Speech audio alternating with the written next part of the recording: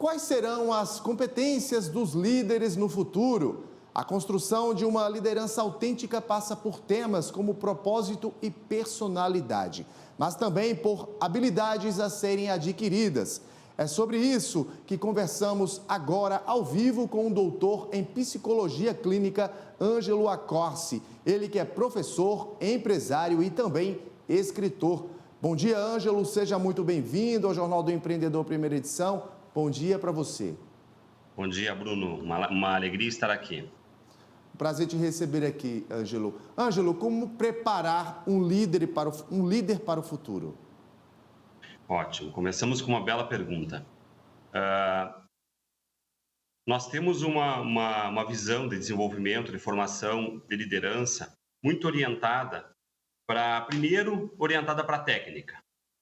Ou seja, para um saber técnico, um saber específico de uma área, né? Então, se eu tenho uma liderança do campo da tecnologia, então é importante ele conhecer bem aquele ferramental que envolve a sua área, né? Mesmo as práticas de gestão que envolvem a sua área. Depois nós fomos caminhando um pouco, nós evoluímos e começamos a entender que junto com as hard skills, que são essas competências técnicas, esses conhecimentos técnicos, a gente precisa também desenvolver soft skills, ou seja, competências relacionais, né?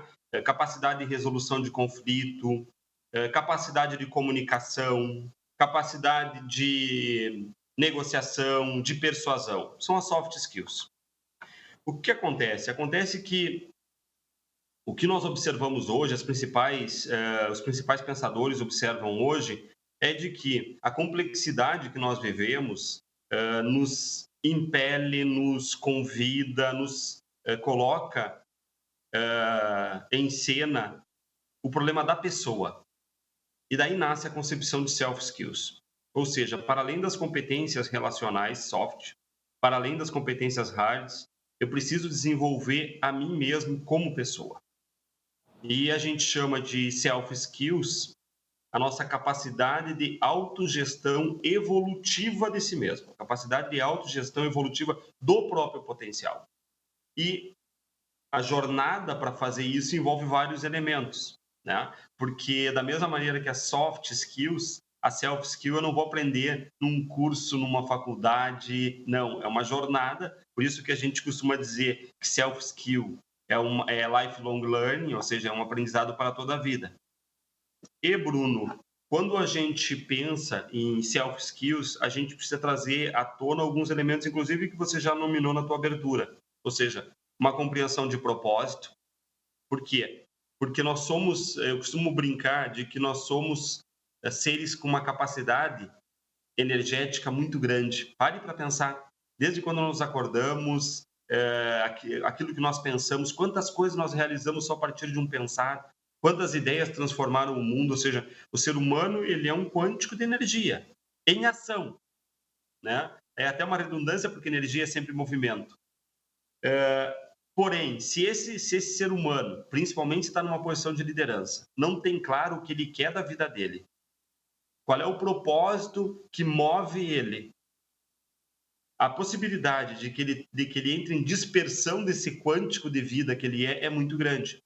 Então, eu abro o livro trazendo à tona, com uma concepção um pouco inovadora, a questão do propósito, né? Depois a gente entra em discussões como autossabotagem, a gente entra em discussões sobre a questão da gestão das emoções, né? Eu costumo brincar de que a emoção é algo maravilhoso, as nossas emoções.